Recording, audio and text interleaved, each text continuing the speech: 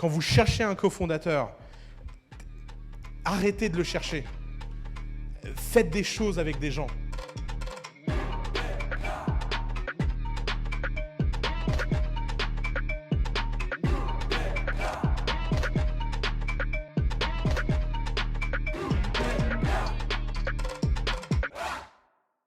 Aujourd'hui, on va parler de l'équipe.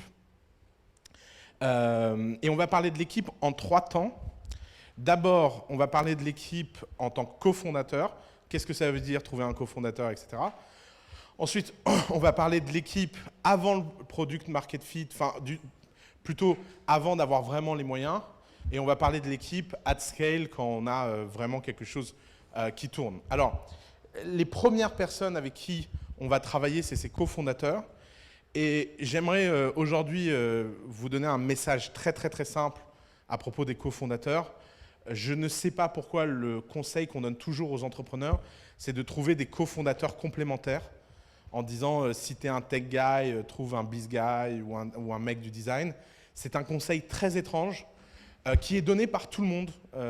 Vous allez dans n'importe quel incubateur, VC, je ne sais pas quoi. C'est le conseil le plus structurant que j'entends le plus souvent. Et c'est un conseil qui est fondé sur 2 choses. D'abord, empiriquement, c'est faux. J'aimerais bien savoir dans Larry Page et Sergey Brin, lequel des deux est le mec complémentaire. Si vous regardez la plupart des boîtes de The Family, c'est fondé par des mecs qui ont la même gueule et qui se ressemblent. C'est très rarement fait par des mecs qui s'associent malgré les barrières. Et puis la deuxième chose, c'est que non seulement empiriquement c'est faux, mais c'est surtout très dangereux comme conseil parce qu'on ne comprend pas ce qu'est un cofondateur. Un cofondateur, ce n'est pas une compétence technique. Un cofondateur, c'est un soutien moral, psychologique, énergétique, de confiance qu'on va garder pendant toute la vie de sa boîte. C'est un peu comme quand on fait un enfant. Son partenaire, c'est pas... personne ne s'est jamais dit, bon, bah, moi je suis un pro des couches, toi tu es un pro des petits pots, et donc il faudrait qu'on fasse un bébé ensemble, parce que je pense que tous les deux, franchement, on va assurer, quoi. Non, personne ne pense comme ça, en fait. Quand vous avez un enfant, vous êtes sur le même bateau, et que même s'il y en a un qui est meilleur aux petits pots et un qui est meilleur aux couches, les choses peuvent se faire naturellement, en fait. Et donc, entendez-moi bien, ça ne veut pas dire que quand vous avez dans une équipe cofondatrice, ça ne veut pas dire qu'il n'y a pas des gens qui ont des spécialités différentes. Évidemment que dans l'idéal, il y a un type qui fait la tech, un type qui fait le commerce, un type qui fait le design. Ça, c'est idéal. Mais la question, c'est est-ce que les compétences sont un choix de premier ordre ou un choix de second ordre? Et évidemment que les compétences sont un choix de second ordre. Pourquoi? Parce qu'en fait, les compétences sont culturellement marquées.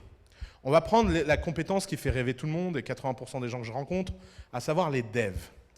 Tout le monde vient me voir et me dit « j'ai une super idée, c'est génial, j'ai une idée incroyable, elle vaut des milliards. Par contre, il faudrait que je trouve un dev pour la développer. » Alors, c'est une question vraiment étrange pour 3 raisons. D'abord, le stock de devs, il est en rupture. On n'est pas dans un marché où il y a beaucoup de devs. Et si vous regardez le stock de devs, qu'est-ce qu'il y a dans les devs? Dans les devs, il y a les mecs qui ont leur propre idée, qui créent leur propre boîte en attendant personne. Donc déjà, il y a tous ces mecs-là, donc vous les enlevez. Ensuite, il y a tous les mecs qui vont travailler chez Facebook, Google, Payfit, Algolia. Je crois qu'Algolia, cette année, ils embauchent 100 devs. Payfit, ils en embauchent 50. Side, ils en embauchent 30, etc. Okay, donc, il y a tous ces mecs-là qui sont plus sur le marché. Et vous voulez prendre le stock restant, ne pas leur offrir de salaire, et leur dire, c'est génial, je vais te donner des parts. Et en plus, la plupart du gens, vous voulez leur donner 10% de votre boîte, quoi. Et le pire, c'est qu'il y a des mecs qui trouvent des devs comme ça. Et pourquoi dans 100% des cas, ça ne marche pas? Parce que le seul dev qui peut accepter un deal pareil, c'est un tocard. Et donc, en fait, vous faites de l'anti-sélection. Vous finissez par aller trouver le seul mec dont personne ne voulait.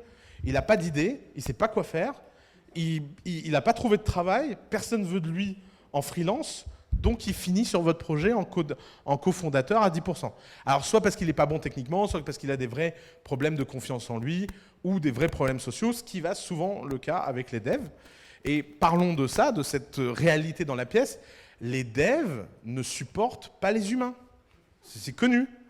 Les devs, ça ne peut pas blairer les humains.